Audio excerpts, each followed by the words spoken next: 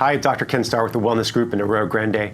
I wanted to update you guys with microdosing, macrodosing. What does that mean? Why it's important?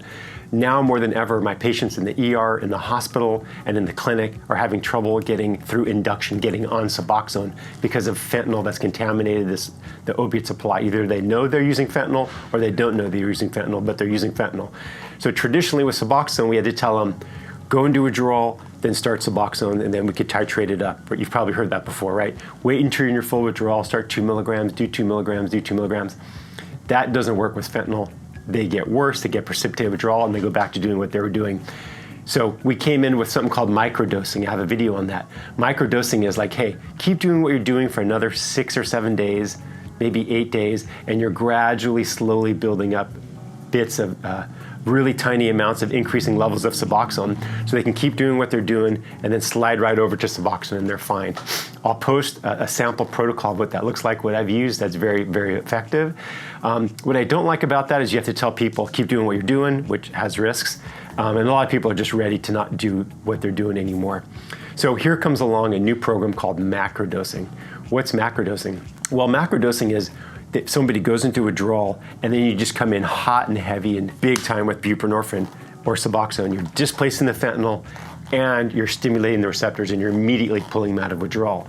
What's interesting about it is it's way higher doses than I ever used or I ever was comfortable with or I knew about. So typically induction doses would be 8 to 16 milligrams.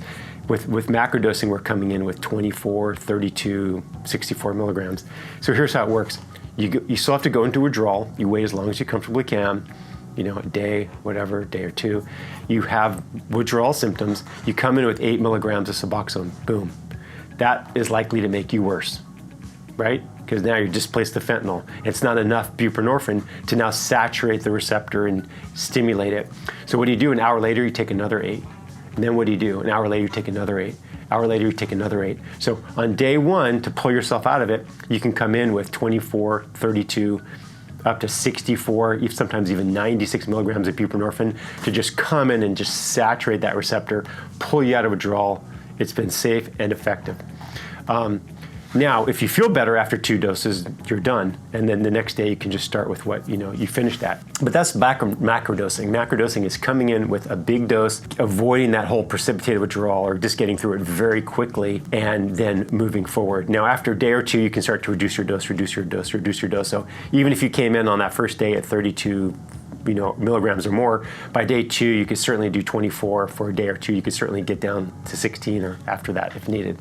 So I wanted to explain that's what macrodosing is and try to answer your questions about that. And that's kind of the program I use now for patients who are on fentanyl, who we need to get them on the Suboxone, then subsequently get them detoxed.